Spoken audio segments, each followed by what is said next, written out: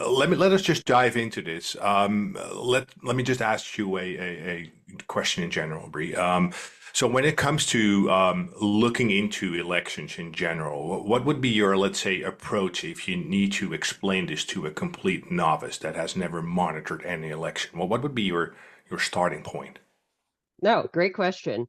So the way I would take it and I would break it down is into three different categories of people who I believe are at risk. We have the commercial and private sector, whether it's a big business or even the little small businesses.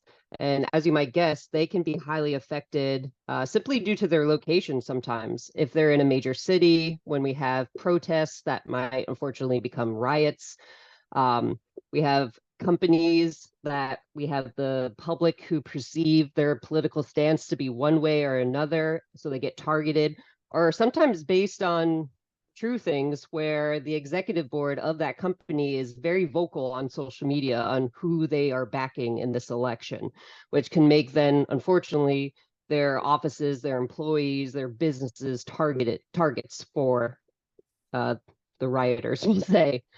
Um, and then also they look into seeing when people are rioting, they or sometimes even protesting, they're trying to see how impactful they can be. So they might even target things like museums, areas that have not necessarily any political views, but it's going to get a lot of attention.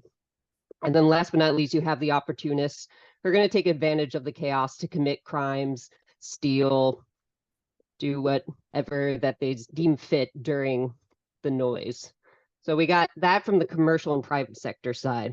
Then we have the state elections department, whether it be a board, an office, or falls under the Secretary of State. Their main focus is on integrity as well as the integrity of the election. So, what their main goal is to managing poll stations, the poll workers, messaging on their social media platforms, making sure that the right news is being pushed out, and also upholding their specific state laws. Like there's some states you can't take a ballot selfie. I know that's become a coined term, but a ballot selfie, especially with a filled out ballot, because that's considered persuasion, coercion. And then, of course, their concerns are about mis and disinformation.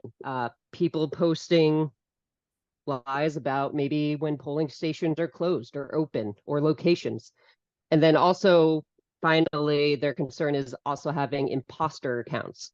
So people pretending to be these departments and spreading information or news that is not in line with the actual department. So that's the second group I worry about. And then last but not definitely not least is the first and second responders.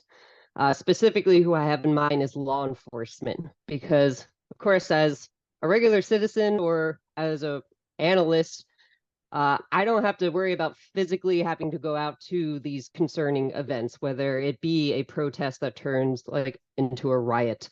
Um, it can be very difficult for law enforcement to respond to these type of things, as well as we have your firefighters, your EMT folks, got a whole skew of people.